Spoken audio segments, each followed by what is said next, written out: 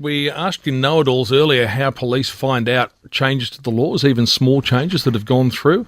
Our thanks to a couple of people who've emailed us. One of them says that all changes are notified by email and printed in the Police Monthly magazine. Significant and major changes result in specific training depending on how big the change is, and that determines how much training receives. So depending on the area you work in, may also affect your knowledge. For example, highway patrol are experts in traffic law compared to other police. So that's the answer. It comes out in a monthly gazette. Well, we get a weekly one from the boss that we always read, don't we? We scan every word. Well, you have to, because if you don't, you don't know what's going on. 13 12 83 is the number. You'd be a very assiduous reader of that. I do, actually. Wouldn't you? Now, the things like that, information getting sent out, is increasingly going to be automated. There'll be computer algorithms. We've talked about the change in policing, where they're talking about now in Dubai setting up robocops. They're going to be trialling robocops. Well, we've now got robotic bricklayers out there. Automation is going to be the key to the future, but we've also had warnings from people like Professor Stephen Hawking and others, Bill Gates, saying they're worried about artificial intelligence and its rise. And how are we going to afford it? If we don't have jobs and the robots are working, Bill Gates suggests we'll have to tax the robots. But they're coming for your job. That's been the essential warning over the last 6 months or so. So what do you do? Well, I'll tell you what, this is someone who's found herself a role in looking at all of this. Michelle Gibbings is an expert in the field of change. She talks about this on a regular basis. Good morning, Michelle.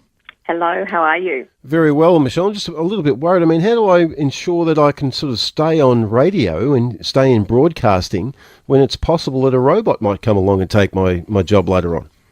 Oh, look, I don't think you're in risk of a robot coming and taking your job. Well, there are some listeners who suggest that some of the jokes I'm doing, they could just get a robotic voice to read them out every morning. Oh, do you tell lots of dad jokes, do you? Yeah. But maybe you need to improve your jokes. No, but his are original. He actually writes them himself. They're originally from Reader's Digest and other sort of places. Yeah. How do you future-proof your job, though, Michelle? Look, I often say you can't future-proof your job, but you can future-proof your career. And the key thing is recognising, as you were saying, all the stats show, the next 20 years there's going to be a massive uptake in artificial intelligence, and the jobs that were once done by us will get done by robots. But at the same time, new jobs and different jobs are created. So really understanding, one, your ability to roll with the change and embrace the change that's happening, being aware of what's going on in your industry, so you're a step ahead of the game. You're aware of what changes are coming down the pipeline. There are so many people, though, who find it very, very difficult to do just that, embrace change. They do. I often say to people, it's learning to love change is a life skill. The world has always changed. What's different now is just the pace of the change and how much we have to cope with at any one time. So understanding what the change means, and often the best way to cope with change is to be proactive about it. If you feel like you've got some control over what's happening around you, it makes it so much easier for you to cope with. And a key part of that is continuing to learn, continuing to upskill yourself, continuing to take on, different types of either technical skills or behavioural skills or some type of learning, so that there's always something that you've got that is broadening your skill base, broadening your knowledge base. It's about letting people know how good you are. Look, that's a key thing. You need to have, people who know what your skills are, know your value proposition, for want of a better phrase. And by value proposition, I mean, what are you good at? What is it that you like doing? Where do you really excel? And a key part of that is having a good network. Yeah, I mean, you touch on that networking issue. That's a real key, isn't it? Well, I was explaining to a 21-year-old who's hoping to move into a similar industry to communications soon, and I said to her, it's not about the degree, it's about who you will meet and know and come across over the next few years, because they'll become your network and your contacts.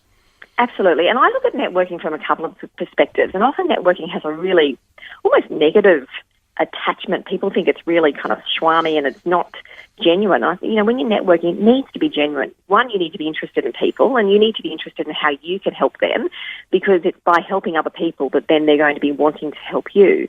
But not only does your network help you understand and introduce you to people who might lead to a job. It also helps you understand what's even possible, because the broader your network, the more you'll hear about, oh, wow, there's an opportunity here, or I didn't even realise they did a role like this, or even these types of jobs existed.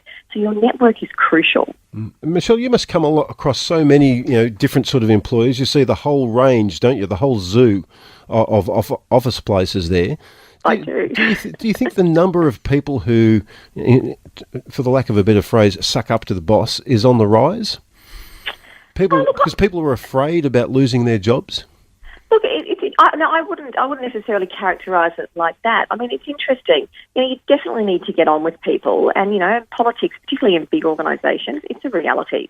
Big organisations, there's politics, and there are things that you can do to understand how to influence better and how to position yourself. I often say sucking up doesn't help if you're not good at your job. At the end of the day, you need to be good at your job, and you need to have a strong support base. And I've seen people through my career who've done the sucking up, but what's happened is the person who they were sucking up to then leaves, and then they're left with no support base because they weren't very good at their job. And also people around them are like, well, you were never very nice to us because you thought you had this strong connection, and now they've left. You need us. So I often say, you need to take a long-term view with relationships. Taking shortcuts, not treating people well is not the way to build a long-term sustainable career. Very, very sound advice, Michelle. Thank you for that. My pleasure. Now, do you think change experts in career experts will also lose their job to robots at some stage? Well, I always think there's always aspects of your role that change. And if I look through my career, I've got a 20-plus year career, and what I started doing 20 years ago and what I'm doing now are very, very different. And if I had the crystal ball, I don't think I would have even been guessing the sort of stuff that I'm doing now.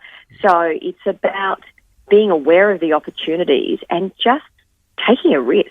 Often some of the best things you do in your career involve an element of risk and a little bit of fear where you go, I don't know whether this is going to work, but have a crack and then just see where it lands. Really good point, taking a risk. Great to talk to you this morning, Michelle. Thank you for that. Thanks very much. Michelle Gibbings there.